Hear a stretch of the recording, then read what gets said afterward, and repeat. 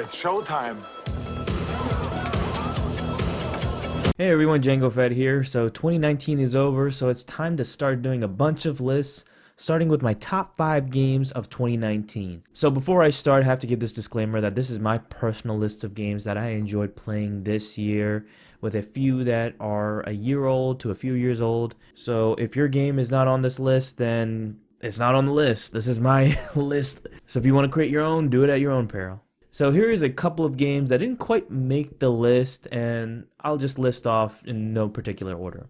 Immortal Redneck, Sniper Elite 3 and 4, Ghost Recon Wildlands, not interested in the new Breakpoint shit, Kingdom Under Fire 2, Langreaser, the mobile game, yes, a very addictive mobile game I should say, Katana Zero, and Shadow Warrior 2.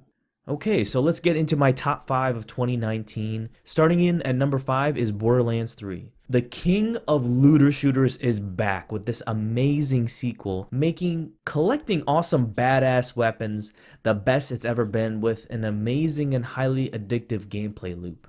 Story, characters, and villains are pretty much suck ass in this game, but goddamn did the gameplay grab my interest the whole way through. I've been waiting for this one for a while and can't wait to explore the other different classes and all their different powers that go with them, and now I just can't wait for the DLC that comes with it too. Number 4 is an indie title that I've also been waiting for a very long time, and that is Steamworld Dig 2. I don't know how you make mining fun and addictive and worthwhile, but Image and Form did it.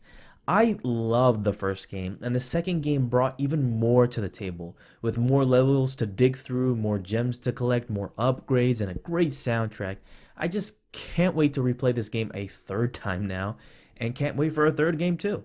At number 3 is The Outer Worlds. Boy, was this a shot at Bethesda, and way advanced to Starfield. Bethesda at this point has a lot of catching up to do, because Obsidian has really replaced Bethesda for my love and admiration after releasing this game. The Outer Worlds is pretty much a science fiction version of the Fallout Skyrim series, and almost an advance to Starfield, with some really cool gameplay, decent side characters, but a really great story and decisions that really impact the overall story. Dialogue is also spot on, and you must be careful what you say in certain situations. You can go in any way you want in any quest. And I do wish there were more worlds and stuff to explore, because I do feel it's a bit short and feel there should be DLC after you beat the game, because I feel there's just not too much to do afterwards. I already beat it once and can't wait to see what happens if I work for those asshole companies. Like Bethesda.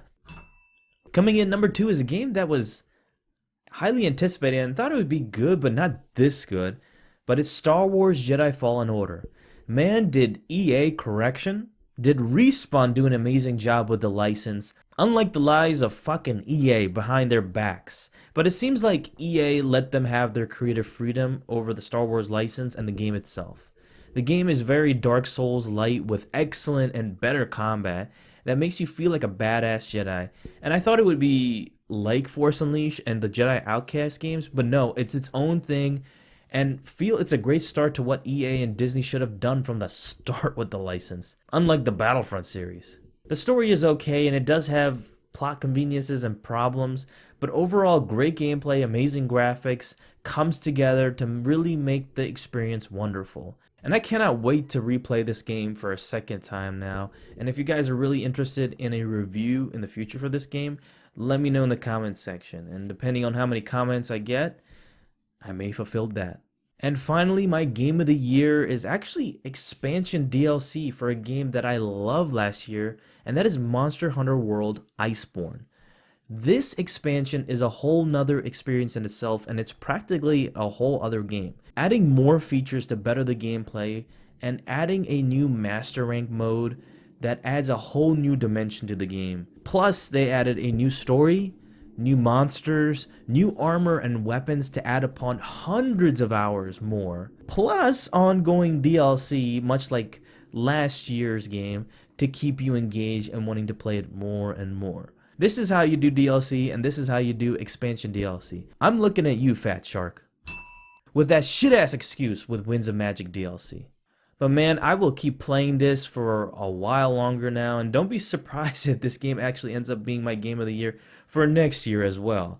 that wouldn't shock me at all. But those are my favorite games that I played this year. Very quick video. Let me know your top 5 games of 2019 in the comment section below, and I'll keep doing a couple of these top 5 lists in the awesome Mandalorian podcast for 2019 and 2020, so look out for them. And thank you guys so much for watching. Don't forget to please like this video, comment down below, and subscribe to my channel Django Fett if you haven't already, and I'll see you guys on the next video.